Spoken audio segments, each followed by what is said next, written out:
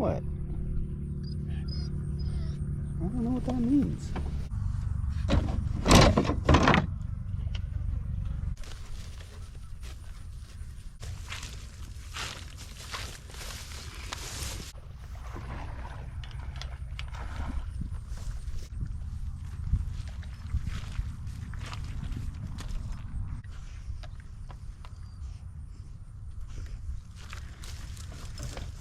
What do you got, Cal?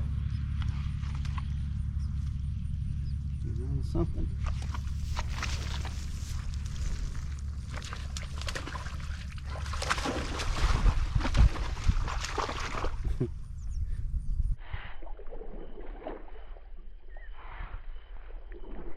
Couldn't tell.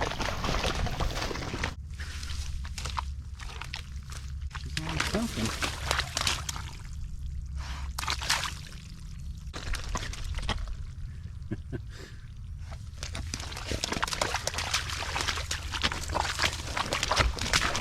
Whoa! That mud is deep. What's in there? What's in there?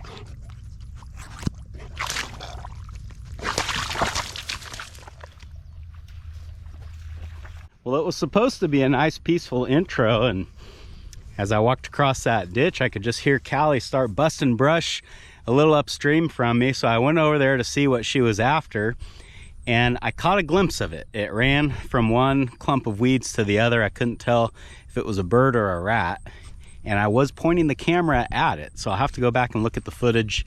It's probably going to be hard to tell on the GoPro what it actually was that she was chasing. These are the kinds of things that sidetrack me, but also keep my day interesting.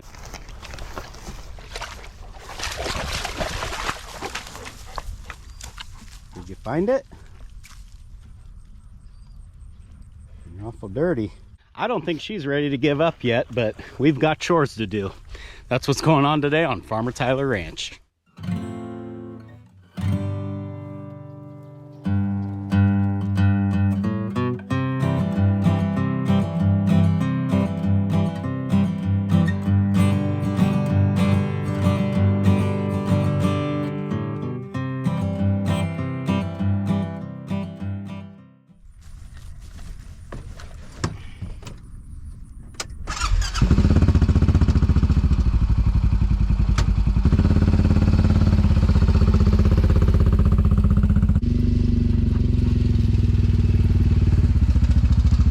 It's around the middle of October now as I'm filming this, and I am still irrigating and rotationally grazing. And a part of me is kind of like, oh man, I'm still having to do this. It's October, it's fall.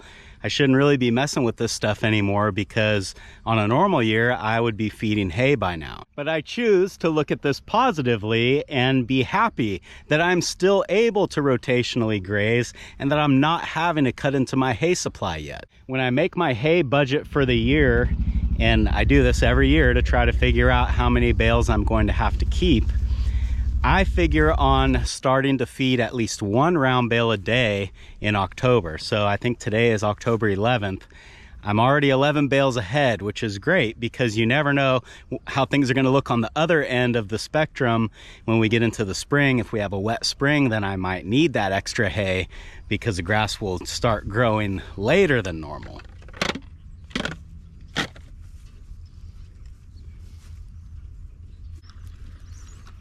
I attribute this gift of prolonged grazing to two things. First of all, it just kind of seems like it's been pretty warm for October. We're still getting highs in the low 90s, although it is getting pretty cool at night. This weather pattern actually is, I think, what is considered normal for this area. I remember years ago, whenever Grandpa had to feed hay in October, he just thought that wasn't right because usually you could graze through October. So maybe we're kind of shifting back to a more normal cycle. Maybe this is just a fluke year. It's hard to say. But possibly a bigger reason why I'm still able to utilize my pastures, I think, is because this year I've implemented daily move grazing. I truly believe that this has allowed me to stretch my pasture a little bit further, a little bit deeper into the fall than I otherwise would have. Okay, we are doing fences right now, but as I see the cows starting to filter out into this little field I know that I need to catch a calf, and he's in the corral right now. So I'm going to close this gate before he makes his way out to the pasture. Stay.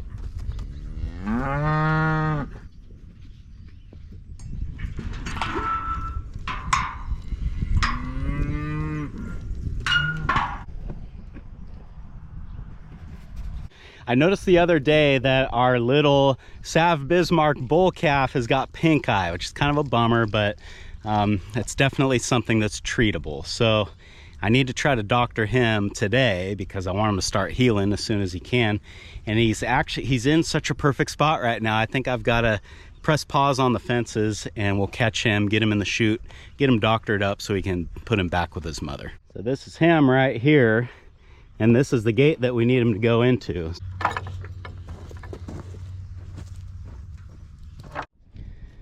Okay. All these gates look good. Little as that calf is though, I better squeeze up this chute. Right there.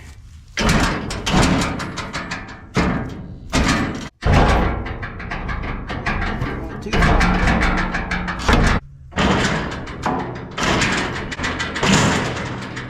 That's about probably 6 or 7 inches wide on the bottom now, which is awfully narrow, but for a calf that size, that's what we need. Hey,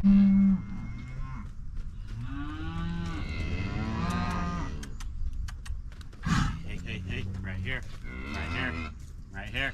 Hey, hey, hey, hey, hey. There you go. Come on, boy.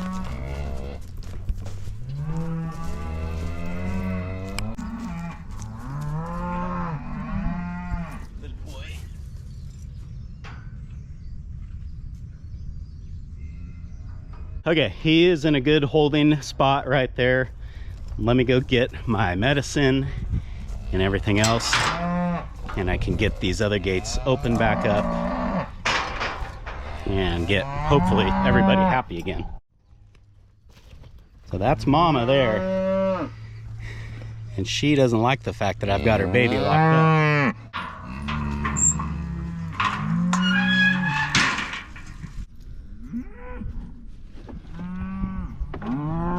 For catching a small calf like this by myself, I have found that the best way to do it is to just close the head gate completely, and then I can get him up into the chute itself, close the butt gate on him, and then once I've got him in the chute, I can crack the head gate open. And usually with a small calf like this, if you give them just a little bit of light, they'll go for it, and then I can catch his head.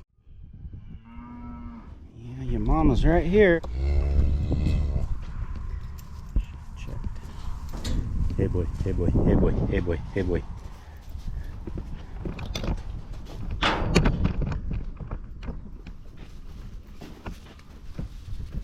With calves that are blind, or like in this case, half blind, because he almost certainly can't see out of the infected eye, it's important to always make noise so they know where you are. So like when you hear me talk to him or, you know, make noises, that's there's actually a purpose behind that. It's because I want him to know right where I am, even if I'm on his bad side. Get in there.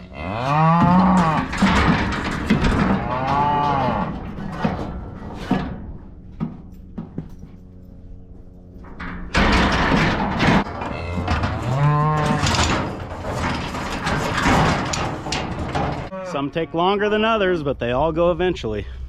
So you can see he's got it pretty bad in one side, but the other eye looks just fine. The way I was taught is when you doctor one eye, just go ahead and doctor both of them, because the other one could be getting an infection as well, but you just can't see it yet.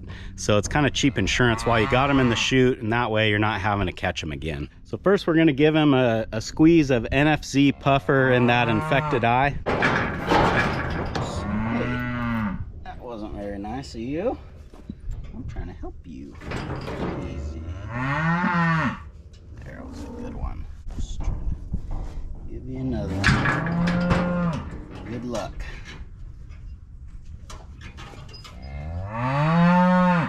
I got 2 good shots of medicine in that infected eye. Now I'm gonna give him a literal shot of antibiotic. And then while I've got him here, I'm gonna go ahead and give him his ear tag and he can go back with mom. Big old chunk of skin there, boy.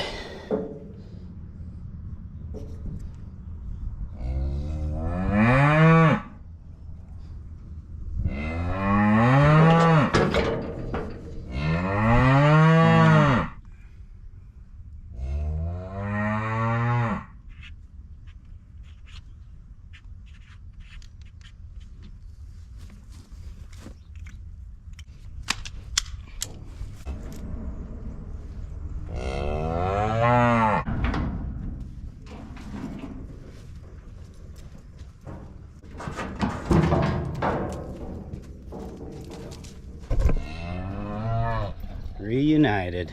You guys have matching ear tags now. I've had people tell me in the comments that, you know, pink eye is not that big of a deal. If you just leave it alone for a couple of weeks, it'll clear up on its own. And I actually agree with that to some extent. When you're talking about mature cows or even older calves, I have seen them get over it on their own with no treatment. The problem or the danger is with very small calves like that. What generally happens with them is the infection spreads to the other eye, and if left beyond that, they can get pneumonia, which can kill them. So not an outcome we want. Have you been missing me?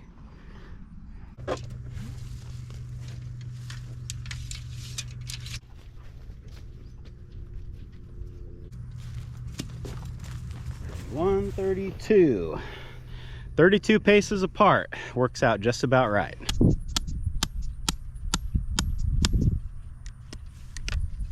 As I've made the transition to round bales, one thing that I was not really clear on how I was going to do it was bale grazing in the field. Now, ever since I was a little kid, I can remember riding on the tractor with my grandpa, and in the fall time, feeding the cows hay on the ground in the field. The reason for doing that is because we're at a time of year where Grandpa didn't like to wean the calves quite yet, and there wasn't enough bunk space under the barn to feed both cows and calves. Not to mention the fact you wouldn't want to do that even if there was room, because the cows would end up injuring the smaller calves. Now I have learned or figured out that feeding hay on the ground in the field seems to do the pasture some favors. I know in the springtime when the grass starts growing again, you can tell right where you fed. And I don't know if it's because we're getting seeds out of that hay or we're getting manure concentration from the cattle, or possibly a little bit of both. However it works, it does seem to be good for the ground. So it wasn't something that I wanted to give up doing, and the only way that I could really figure to do it was with a bale unroller. Well, you guys might have noticed I haven't been building a bale unroller here on the channel, and if I was building one, you would know about it. So the question became what to do. How am I going to feed the cattle this time of year if I need to give them hay before the calves are weaned? Well, I didn't really have a good solution to that, and I figured that whenever I had to start feeding hay, that's the time that I would wean. And that would have worked just fine, except that I would have lost out on the benefits of bale grazing out in the field. A couple weeks ago, while I was moving hot wire, it dawned on me that what I could do is sort of a combination of rotational grazing and bale grazing. And essentially what that looks like is I'll continue to move wire and move the cows every day, but when I feel like the grass isn't enough to sustain them anymore, when they move into a new paddock, not only will there be fresh grass, but there will be a round bale waiting for them as well. I think that once I get all the wires set up, that I can bring round bales out here with my 3-point spear and just set them in each individual paddock. And then in the morning, when I come to move the cattle, before I put them in the new one, I'll cut the net wrap off of the round bale and manually unroll it. By doing things this way, I think I've kind of solved all of my problems. If I unroll the bale, you know, prior to them going into that paddock, then I avoid the problem of being mobbed by a group of cattle while I'm trying to unroll a bale, which is not something that I'm fond of and have had to deal with. This also allows me to systematically move them across the ranch and continue to irrigate if it makes sense to do so. And then probably by the end of October, the calves will be weaned and we'll be feeding at our respective feeders anyway. So this is only something that's gonna have to happen for a couple more weeks. With the way things are right now, I think I've got about 7 to 10 at least days more that I can just go 100% grazing. Once we get to that point, then I'll have to make a decision about whether or not it's time to start feeding some hay.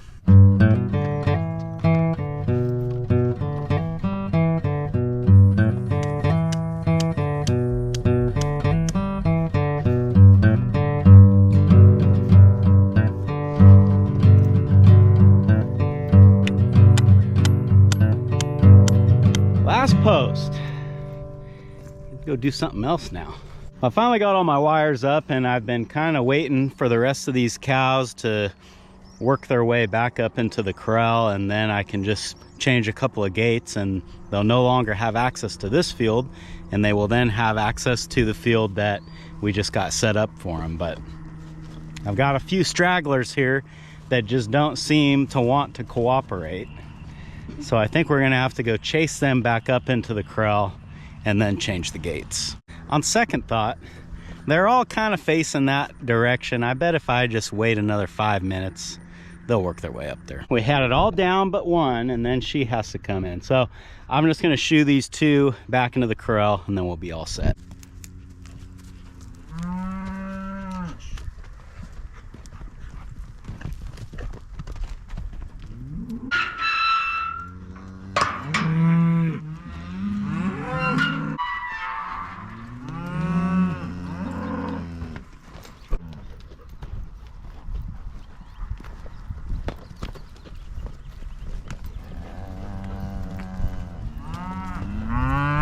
Okay, now we just, come on, get in.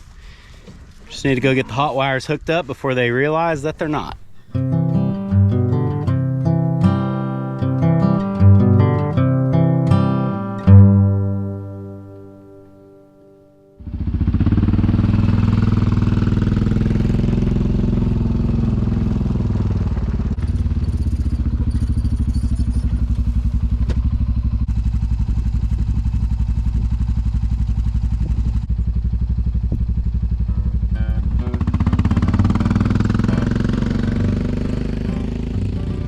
So as we get further into fall, that means that I probably won't be doing a lot more pink-eye doctoring. I'll probably be done irrigating here in a couple of weeks. But as the changing seasons mark the end of a lot of these jobs, it also means the beginning of other ones. We'll be getting into all that stuff in future videos. But until then, thanks for hanging out with me today, guys, and I hope I'll see you again on Farmer Tyler Ranch.